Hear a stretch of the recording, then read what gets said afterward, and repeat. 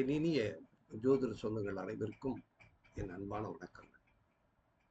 நம்ம இப்போது நியூமராலஜி, எண்ணியல், பெயரியல், வசி பெயரியல், அதை பற்றி நம்ம பேசணும் இருக்கோம்.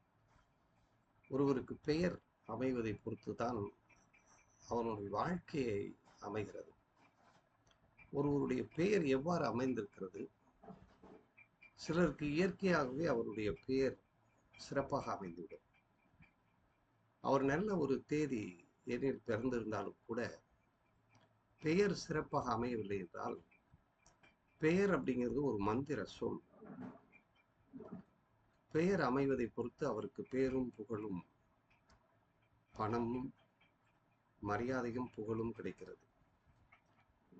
நான் சிறு வயதில் எங்க வீட்டில் ஒருவர் வேலை செய்து கொண்டிருந்தார். அவருடைய பெயர், அவர்கள் தாய் தந்தையர் அவருக்கு ஒரு பெயர் வைத்திருக்கிறார். ஆனால் அந்த பெயர் அவருக்கு எந்த இடத்திலும் அவரை கூப்பிடப்படல, அழைக்கவே இல்லை. அவர் பேர, அவர் பேர் உண்மையான அந்த இயற்பெயர் என்ன என்பதே தெரியாது. அவருக்கு பேர் வைத்தவர்கள், அவர் தாய் தந்தைகள், அந்த பேரை அவரை அழைக்கவே இல்லை. அவரை அழைக்கிற பேர் என்ன அப்படின்னா கொணங்குடி என்று அழைப்பார்கள். அவர் கொஞ்சம் கிறுக்குத்தனமா பேசுவார், கிறுக்குத்தனமாக நடந்து கொள்வார். குணம் அந்த அளவுக்கு பத்தாது, ஆனா நல்ல உழைப்பாளி, நல்ல மனிதர், பாசமானவர். ஆனா அவருடைய இயற்பெயர் என்ன என்பதை யாருக்கும் தெரியாது. ஒரு நாள் நான் எங்க தோட்டத்துல நான் அமர்ந்திருக்கும் போது, எங்க தாத்தா, எங்க அம்மாவுடைய அப்பா, எனது தாய் வழி தாத்தா எங்க தோட்டத்தில் இருந்தார். ஆனா அவருடைய சுபாவம் என்ன அப்படின்னா, இயற்கையில் என்ன இருக்கிறதோ இயற்கைக்கு மாறாக எதையுமே செய்ய மாட்டார். உண்மை, சத்தியம், நேர்மை, அதை தவிர அவர் எதையுமே பேச மாட்டார். யாரு கூடயும் அனாவசியமாக பேச மாட்டார், யாரையும் வைய மாட்டார், எந்த விஷயத்திலும் தலையிட மாட்டார். அப்படிப்பட்டவர் எங்களுடைய தாத்தா. அவர் உட்கார்ந்திருக்கும் போது இவர் வர்றாரு.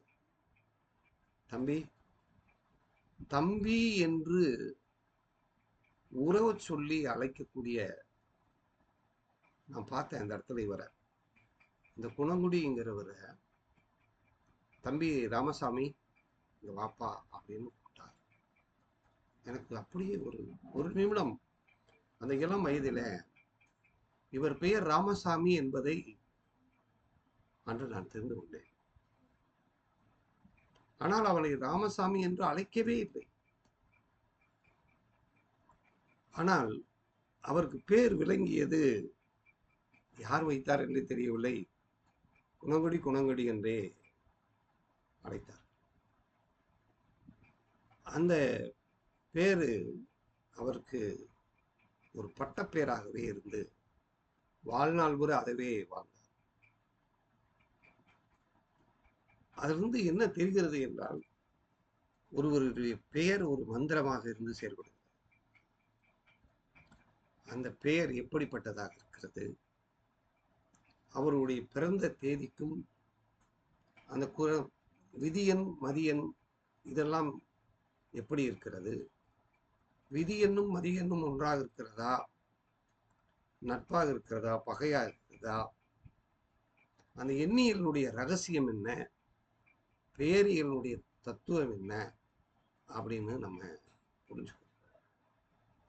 அன்பான ஜோதிடத்தில் ஆர்வம் இருப்பவர்கள் இந்த பெயரியலை பற்றி நீங்க தெரிந்து கொள்ளலாம். ஏன்னா எண்கள் இல்லாத இந்த உலகம் இல்லை. எண்கள் தான் நம்ம எண்ணங்களை ஆள்கிறது. எங்க போனாலும் நம்பர்ஸ் தான். அப்ப இந்த எண்ணுக்குள் என்ன இருக்கு, அதனுடைய ரகசியம் என்ன, பேருக்குள்ள என்ன இருக்கு, அது என்ன, உச்சரிக்கிறது. அதாவது ஒரு மனிதன் புசிப்பதுக்கும் ரசிப்பதுக்கும் வித்தியாசம் இருக்கிறது. புசிக்கிறதும் ரசிக்கிறதும். அழகு என்பது ஒரு பொருளில் உள்ளதா அல்லது அவன் பார்வையில் உள்ளதா என்றெல்லாம் பல கேள்விகளை நாம் எழுப்ப வேண்டியிருக்கிறது. இதை நான் 1988 இந்த பேரியல் என்பதை பற்றி நான் ஆய்வு செய்து பார்த்தேன். பண்டிட் சேதுராமன் ஐயா அவர் எழுதிய புத்தகத்தை படித்தேன். எனக்கு அவர் முதல் குருநாதர். இந்த பேரியலுடைய தந்தை என்பவர் ஜீரோ என்பவர். அவர்தான் ஆய்வு செய்திருக்கிறார். அவருடைய தாயார் கைரேகையில நிபுணர். அந்த கைரேகை பார்த்துவிட்டு மகனை பார்த்து ஜீரோவை சொன்னான், நீ இந்திய திருநாடு தெய்வ திருநாடுக்கு போய் வந்தேன்னா இதை பற்றி நீ ஆய்வு செய்வாய் என்று, மகான்கள் பிறந்த பூமிக்கு போயிட்டு வா அப்படின்னு சொல்லி அவர் இங்கு சென்று அவர் ஆய்வு செய்துதான் ஜீரோ அவர்கள் தான் எண்ணியலின் தந்தை, பேரியலினுடைய தந்தை. இந்த கை ரேகைக்கும் இந்த நியூமராலஜிக்கும் ஜாதகத்துக்கும் எல்லாத்துக்கும் ஒரு தொடர்பு இருக்கிறது, ஒரு லிங்க் இருக்கிறது. அதனால ஜோதிடர்கள் இதை கற்றுக்கொள்ள வேண்டும். ஏனென்றால் பேர் வைக்கும்போது எதன் அடிப்படையில் பேர் வைக்கிறோம்? அந்த காலத்துல பேரெல்லாம் பார்த்தோம்னா நம்முடைய மூதாதையருடைய பேர் இருக்கும், நம்மளுடைய குலதெய்வத்தினுடைய பேர். இன்னும் சில ஊர்ல அப்படித்தான் இருக்கிறது. அந்த இடத்துல நாம் பார்க்க வேண்டியது என்ன அப்படின்னா, இது எப்படி அமைத்துக் கொள்வது, நம்முடைய கடமை என்ன அப்படிங்கிறதெல்லாம் இந்த இடத்துல நாம் பகிர்ந்து கொள்ள வேண்டும். அப்போ ஒவ்வொரு எண்ணுக்குள் என்ன இருக்கு, அப்ப எண்ணுக்கும் இந்த எண்ணத்திற்கும் தொடர்பு இருக்கிறதே, இது என்ன அப்படின்னு பார்க்கணும். அதைத்தான் அதை வகுப்பாக ஏற்கனவே நடத்தியிருக்கிறோம்.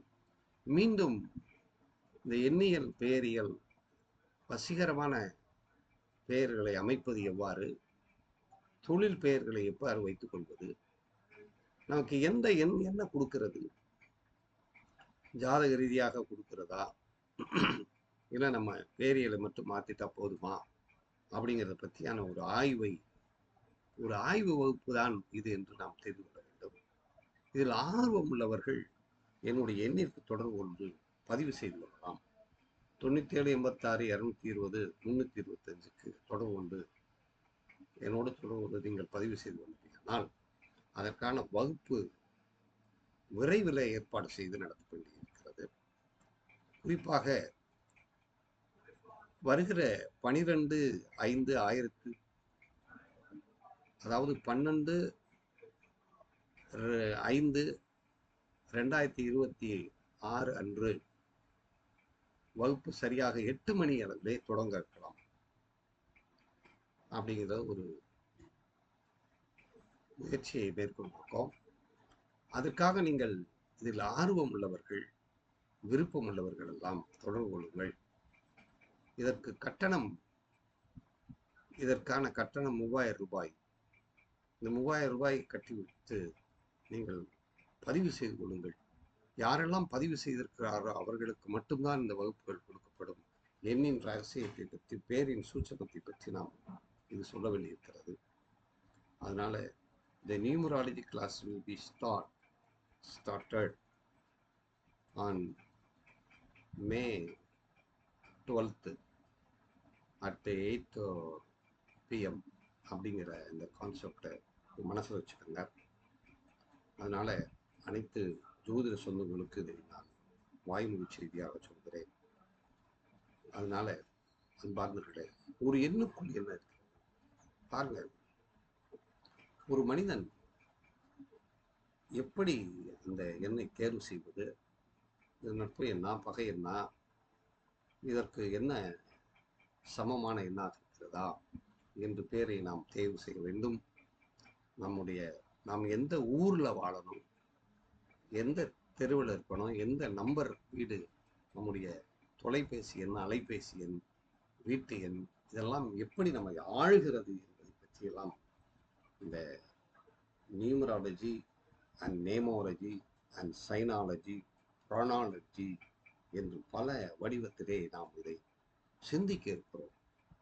அதனால அன்பார்ந்த ஜோதிட சொல்லுங்க, உதாரணமாக ஒருவனுடைய பெயர் எண் நல்லா கவனிங்க. ஒருத்தன் டேட் ஆஃப் பர்த்தே வச்சு பார்ப்போம். 4ஆம் எண்ணும் கூட்டுத்தொகை 8ஆக வரும்போது உடல் பாதிக்கப்படுகிறது. 4ஆம் எண் அப்படின்னா 4ஆம் தேதியில் பிறந்திருந்தாலோ, 13ஆம் தேதியில் பிறந்திருந்தாலோ, 22ஆம் தேதியில் பிறந்திருந்தாலோ, அதன் கூட்டுத்தொகை 8ஆக வரும்போது அவர்கள் உடல் நலத்தில் பாதிக்கப்படுகிறார்கள் என்று ஆய்விலே சொல்லப்பட்டிருக்கிறோம். இன்னும் சில சிறப்பான தகவல்கள் எல்லாம் நிறைய தொகுத்து வைத்திருக்கிறோம். அதற்கு இந்த நல்ல ஒரு வாய்ப்பு இருக்கிறது. அந்த வாய்ப்பை பயன்படுத்தி நீங்கள் பயனடைவீர்கள் என்ற நம்பிக்கையோடு உங்களோடு பயணிக்கிறோம். இந்த நல்ல நாளில் இன்று மதுரை சித்திரை திருவிழா சிறப்பாக நடந்து கொண்டிருக்கிறது. கள்ளழகர் ஆற்றிலே எழுந்துள்ளார். இந்த நாளில் இருந்து ஒரு அறிவிப்பு உங்களுக்கு தொடர்ந்து சொல்லப்பட்டிருக்கிறேன். வாழ்க வளமுடன், வாழ்க வையகம், குரு வாழ்க, குருவே துணை, இறையருளும் குருவருளும் என்றும் துணை.